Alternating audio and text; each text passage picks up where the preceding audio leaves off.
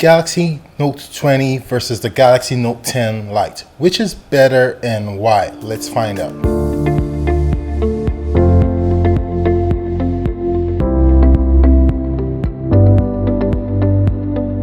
In my review of the Galaxy Note 10 Lite, I said it was a particularly interesting device because it aims to bring the best features from the Note series at a much affordable price point. And looking at the Note 20, although not as cheap, kind of falls in similar bracket as the Note 10 Lite. Basically a less expensive Note. They have similar designs, similar build materials, and both sport the S Pen, but how do they differ? The Note 10 Lite was released in January of 2020 and the Note 20 in August.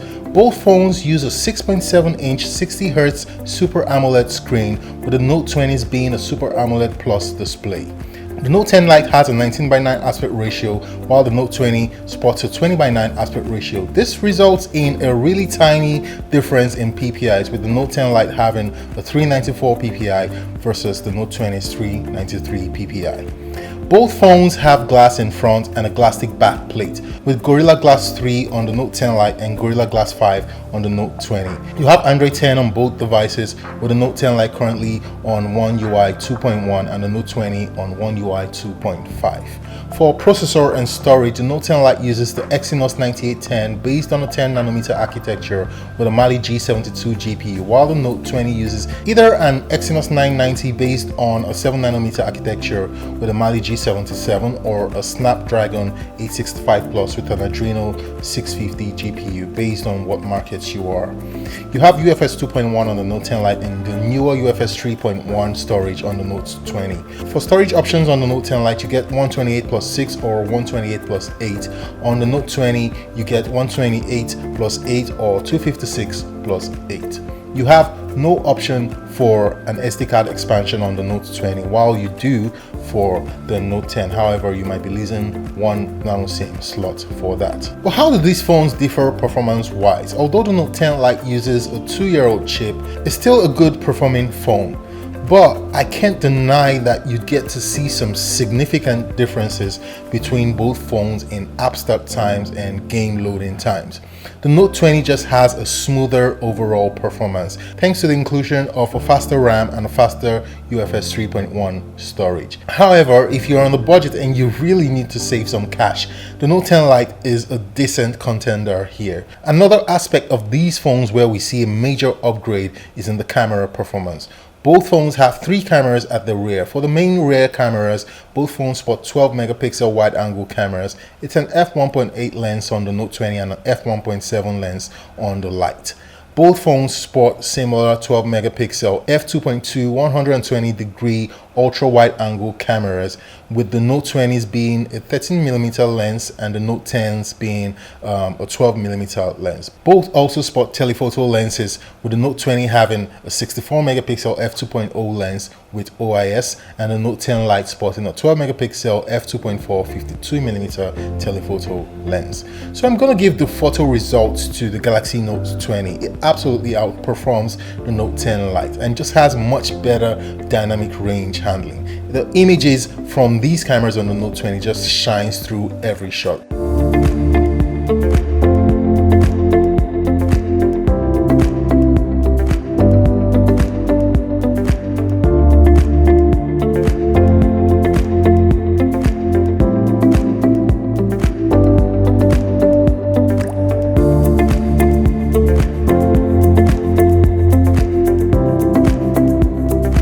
There's a larger 4500 mAh battery on the Note 10 Lite against a 4300 mAh battery on the Note 20. For my tests, both batteries perform at par. But again, this could be as a result of me having had the Lite for the past 8 months. So battery degradation and the likes are expected. My full day at the beach with the Note 20 saw me with a full charge at about 10 a.m. and by 8 p.m. I had about 25% battery life left. This was a day where I used the cameras a lot. I took a lot of photos, I took a lot of calls, and also used navigation and maps. Screen on time average at between 4 to 6 hours depending on use with the Note 20. For the Note 10 Lite, I would like to state again that this phone is 8 months old already, so have that in mind. It also took me through the day at the beach with 100% at 10 a.m. and by 5 p.m. when I was ready to leave, I had about 20% left and I had to recharge the phone on my way home. Now, screen on time averages between 4 and 6 hours as well on the Note 10 Lite. Both phones have fast charging at 25 watts, although the Note 20 has wireless charging and the Note 10 doesn't. With regards to music playback on both phones, they sound great, and I honestly couldn't tell any difference between the Note 20 and the Note 10 Lite using my Galaxy ANC earphones. But switching to the external speakers, the Note 20 definitely sounds more refined and balanced.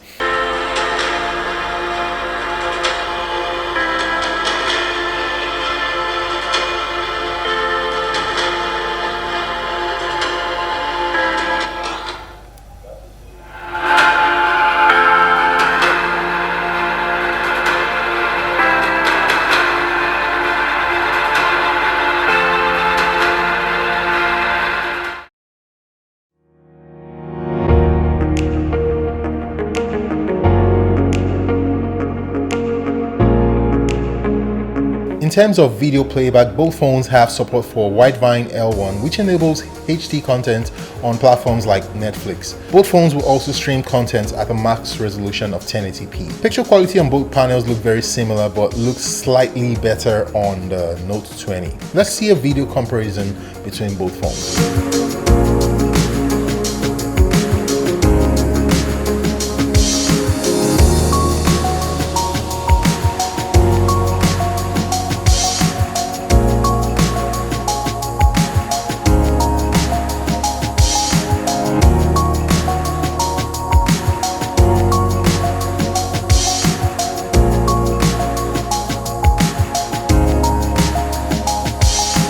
Now, one extra feature I would really have loved to see on the Note 10 Lite is DeX.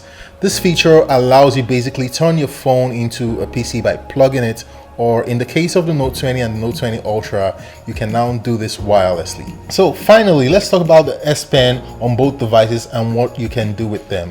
So this is an integral part of Samsung's Note experience, and to cut the long story short, you can do basically the same stuff on both phones, except for some of the new features that you get on the Galaxy Note 20, like straightening handwritten text and using the S Pen as a pointer in the presentation, and also exporting your handwritten notes to PDF. All of these, except the pointer feature, are probably software features and they can be introduced to the Note 10 Lite. But I bet Samsung is probably going to make it exclusive to the Note 20 series for a while, or maybe forever, unless XDA comes to the rescue.